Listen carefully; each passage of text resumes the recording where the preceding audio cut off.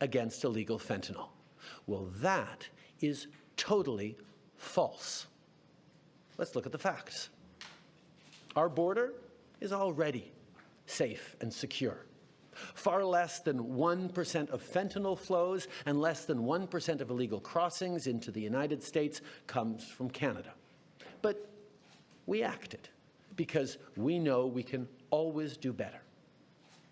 We responded to concerns, including from the President, by implementing an ambitious $1.3 billion border plan.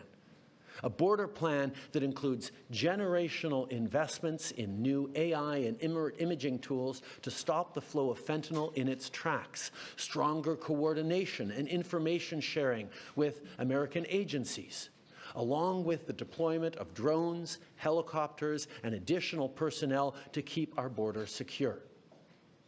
Now, a month ago, as part of an agreement with the United States that paused the tariffs, we made further commitments.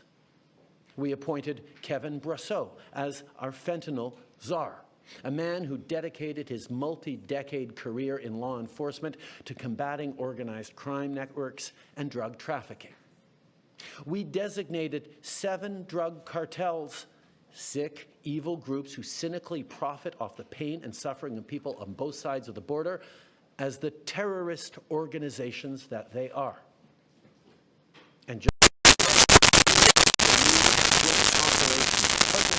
supported by a $200 million investment between Canada's security and law enforcement agencies, a partnership that will enhance the coordination of information and intelligence in order to thwart criminal gangs involved in the illegal fentanyl trade. And critically, our actions are working. As the U.S. Customs and Border Protection just acknowledged, there was a 97% drop in fentanyl seizures from January compared to December, to a near zero low of less than half an ounce seized in January, even with all the further enforcements and actions we've taken at the borders. In sum, we stepped up. We engaged closely and constructively with the President and his administration. We did everything we promised. We stuck to our word. And we did it because we believe in working together to protect our citizens. Now I want to speak directly to one specific American, Donald. In the over 8 years you and I have worked together, we've done big things. We signed a historic deal that has created record jobs and growth in both of our countries. We've done big things together on the world stage, as Canada and the U.S. have done together for decades, for generations. And now we should be working together to ensure even greater prosperity for North Americans in a very uncertain and challenging world. Now, it's not in my habit to agree with the Wall Street Journal, but Donald, they point out that even though you're a very smart guy, this is a very dumb thing to do. We two friends fighting is exactly what our opponents around the world want to see. And now, to my fellow Canadians, I won't sugarcoat it. This is going to be tough, even though we're all going to pull together, because that's what we do. We will use every tool at our disposal so Canadian workers and businesses can weather this storm. From expanding EI benefits and making them more flexible to providing direct supports to businesses, we will be there as needed to help. But Canada, make no mistake, no matter how long this lasts, no matter what the cost, the federal government and other orders of government will be there for you. We will defend Canadian jobs. We will take measures to prevent predatory behavior that threatens Canadian companies because of the impacts of this trade war, leaving them open to takeovers. We will relentlessly fight to protect our economy. We will stand up for Canadians every single second of every single day because this country is worth fighting for. Les derniers mois ont été stressants et honnêtement épuisants pour nous tous. Mais je crois qu'on peut être rassuré par l'incroyable solidarité dont on a tous été témoins entre nous. Solidarité entre nos entreprises, nos syndicats, notre société civile, les communautés autochtones et tous les Canadiens. L'ensemble de la société canadienne parle d'une seule voix pour qu'on se fasse entendre de nos partenaires américains pour illustrer que l'imposition de droits de douane, c'est une très mauvaise idée. En même temps, on travaille à l'interne pour faire tomber les obstacles au commerce entre nos provinces et territoires. On travaille pour rejoindre de nouveaux marchés à travers le monde, pour bâtir une économie toujours plus forte et plus résiliente. Dans les dernières années, j'ai eu plusieurs occasions de discuter avec des leaders du monde entier. Mon message est toujours le même. Le Canada est un partenaire fiable et notre porte est grande ouverte. Dans les dernières semaines, on a aussi redoublé d'efforts pour renforcer nos liens avec le Mexique, qui a lui aussi été frappé par ces tarifs. Ensemble, on va chercher de nouvelles façons de collaborer et de s'appuyer l'un sur l'autre pour faire face à cette menace. Face à l'incertitude, face à l'inquiétude, les Canadiens ont fait preuve de tellement de solidarité.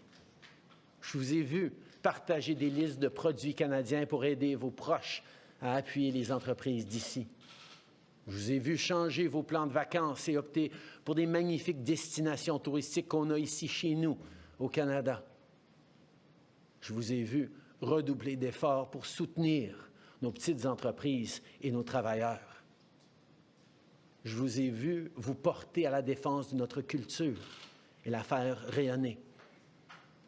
Je vous ai vu encourager nos athlètes avec une ferveur sans précédent. Moi qui croyais que je ne pouvais pas être plus fier de notre pays et de mes compatriotes. Mais j'ai encore quelque chose à vous demander. Lâchez pas. C'est le moment de redoubler d'efforts, de se tenir debout pour notre pays, de faire tout ce qu'on peut pour choisir le Canada, pour défendre le Canada. On va passer ensemble à travers des moments difficiles.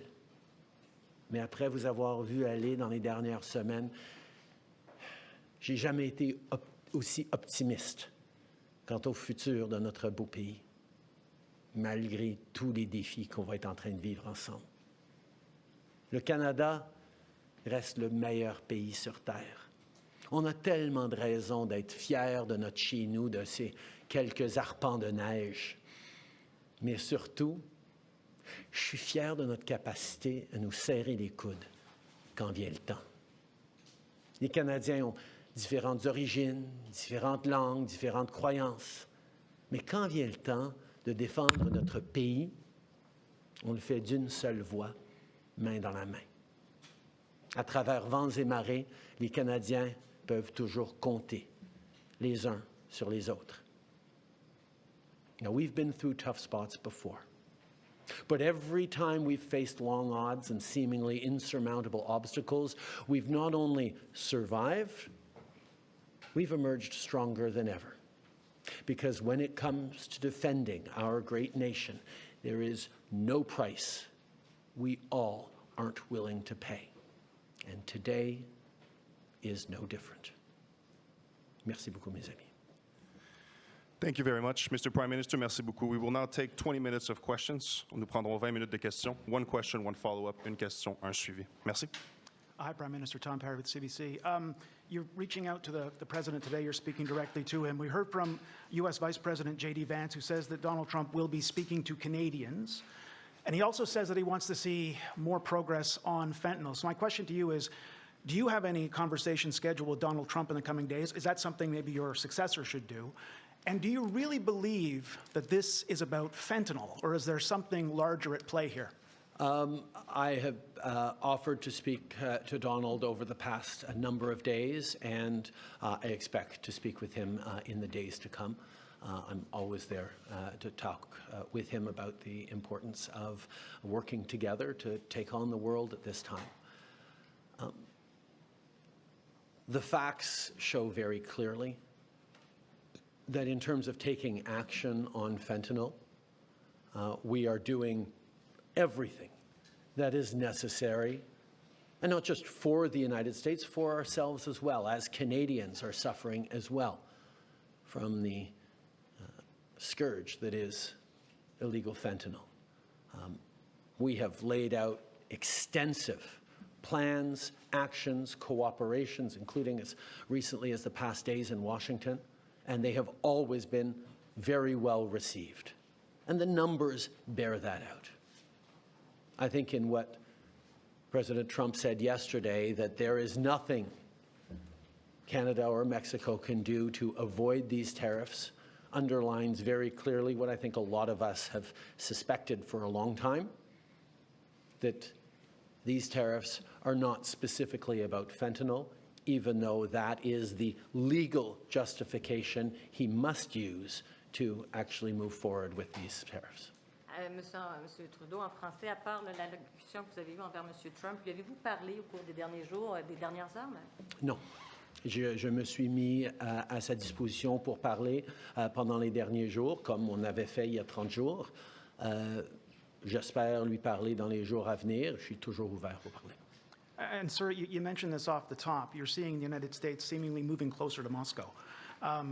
This is the same day that the United States has announced it's suspending aid for Ukraine. The Kremlin just said that U.S. foreign policy now is in alignment with Russia. So how do you successfully, or your successor, successfully negotiate with a president who seems to regard his friends as his enemies and his enemies as his friends?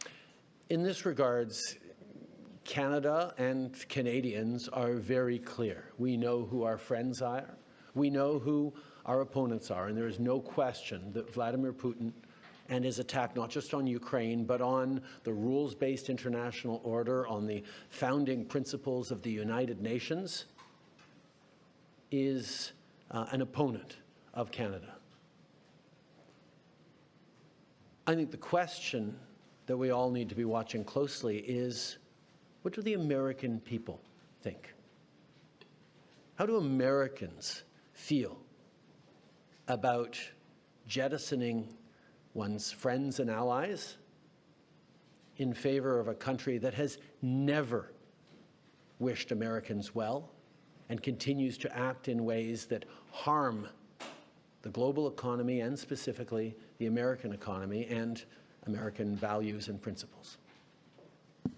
Bonjour, M. Trudeau. Valérie Gavage de Radio-Canada. J'aimerais vous entendre sur les programmes d'aide.